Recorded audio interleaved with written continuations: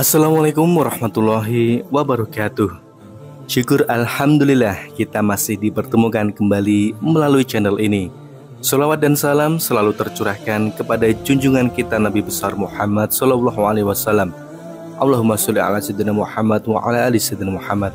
Doa dan harapan saya semoga yang menonton video ini dilancarkan rezekinya, disehatkan jasmaninya dan dimasukkan ke dalam surga. Saat Rasulullah hendak memasuki masjid, beliau melihat iblis berada di pintu masjid. Maka Rasulullah menegurnya, "Wahai iblis, apa yang sedang kamu lakukan di sini?" Iblis berkata, "Aku hendak masuk masjid dan merusak sholatnya orang itu. Tetapi aku merasa takut terhadap orang yang sedang tidur di situ," sambil menunjuk seseorang yang sedang tertidur di masjid.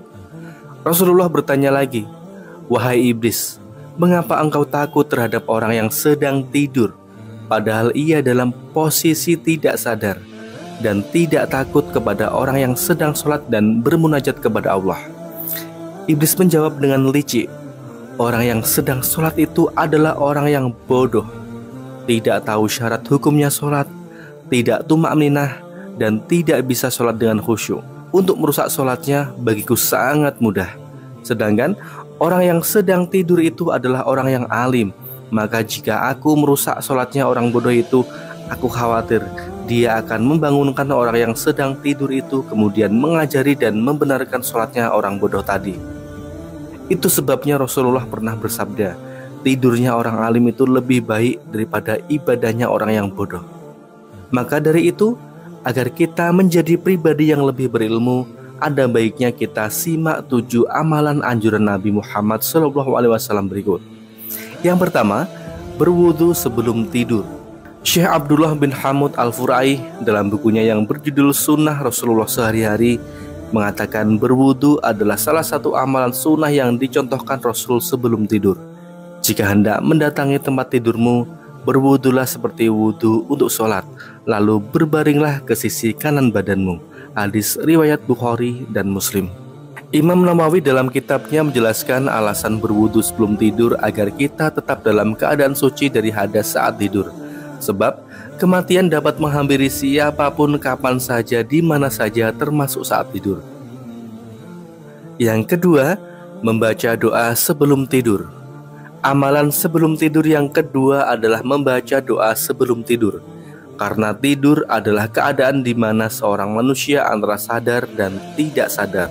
Hal ini tercantum dalam sebuah hadis yang diriwayatkan oleh Hudzaifah. Beliau berkata, apabila Nabi Muhammad SAW hendak tidur, beliau membaca doa, "Bismika Allahumma amut wa ahya." Dengan namamu ya Allah, aku mati dan aku hidup.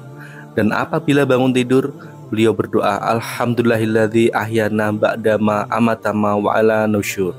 Segala puji bagi Allah yang telah menghidupkan kami setelah mematikan kami, dan kepadanya lah kami tempat kembali. Hadis riwayat Bukhari. Yang ketiga, membersihkan kasur sebelum tidur. Bagi mereka yang hendak tidur, disunahkan mengibas kasur dengan bagian dalam sarungnya sebanyak 3 kali dan membaca bismillah.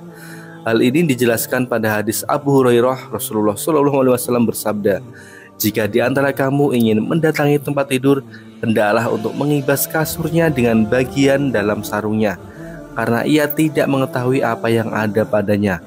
Lalu ucapkan, Bismika Robbi wa'addu janbi, yang artinya dengan namamu wahai Tuhanku, aku baringkan punggungku." Hadis riwayat Muslim dan Bukhari. Yang keempat, membaca ayat kursi sebelum tidur. Amalan sebelum tidur berikutnya adalah membaca ayat kursi sebelum tidur. Ada pula keutamaan membaca ayat kursi sebelum tidur, yakni perlindungan Allah SWT dari gangguan setan sampai pagi hari. Diriwayatkan oleh Abu Hurairah, Nabi Muhammad SAW membenarkan perkataan berikut ini, "Jika kamu hendak berbaring di atas tempat tidurmu, bacalah ayat kursi, karena dengannya kamu selalu dijaga oleh Allah, dan setan tidak akan dapat mendekatimu hingga pagi." Hadis riwayat Bukhari. Yang kelima, menunda tidur sebelum melaksanakan sholat isya. Pada penjelasan hadis yang diriwayatkan dari Abu Barsyah bahwa Rasulullah SAW tidak suka tidur sebelum sholat isya dan berbincang-bincang setelahnya. Hadis riwayat Bukhari dan Muslim. Amalan sebelum tidur Rasulullah yaitu menunda tidur sebelum waktu Isya. Jika seseorang sudah tidur dahulu sebelum waktu Isya, dikhawatirkan tidak sempat mengerjakan sholat Isya atau terlewatkan ibadah wajibnya. Pada prinsipnya, Rasul menganjurkan amalan ini agar para sahabat tidak melewatkan sholat Isya. Yang keenam, berbaring miring ke kanan. Saat Rasulullah SAW hendak tidur, beliau akan berbaring ke sisi kanannya dan berkata, "Ya Allah, aku telah menyerahkan diriku kepadamu dan mempercayakan urusanku kepadamu, dan aku memalingkan wajah kepadamu, mengharapkan pahalamu dan takut hukumanmu dan mengandalkanmu. Tidak mungkin lari darimu dan berlindung pada orang lain. Kami berlindung hanya kepadamu. Aku percaya pada kitab yang engkau turunkan dan nabi yang engkau kirim." Hadis riwayat Bukhari. Yang ketujuh, melakukan wasiat Nabi. Dalam kitab Duratun Nasihin disebutkan sebuah riwayat bahwa pada suatu malam menjelang tidur, Nabi SAW berwasiat kepada istrinya Aisyah seraya berkata, "Wahai Aisyah, janganlah kamu tidur sebelum melakukan 4 hal: sebelum menghatamkan Al-Quran, sebelum membuat para nabi memberi syafaat kelak di hari kiamat, sebelum membuat seluruh kaum muslimin ridho, dan sebelum melakukan ibadah haji dan umrah. Jika kamu membaca surat Al-Ikhlas sebanyak 3 kali, maka pahalanya sama dengan menghatamkan Al-Quran. Jika kamu membaca sholawat kepadaku dan para nabi sebelum aku, maka kami semua akan memberikan syafaat kepadamu di hari kiamat kelak.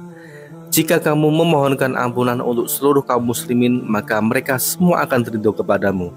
Dan jika kamu membaca Subhanallah walhamdulillah wala ilaha illallah wallahu akbar, maka kamu telah melakukan haji dan umrah. Wallahu a'lam bishawab. Wassalamualaikum warahmatullahi wabarakatuh.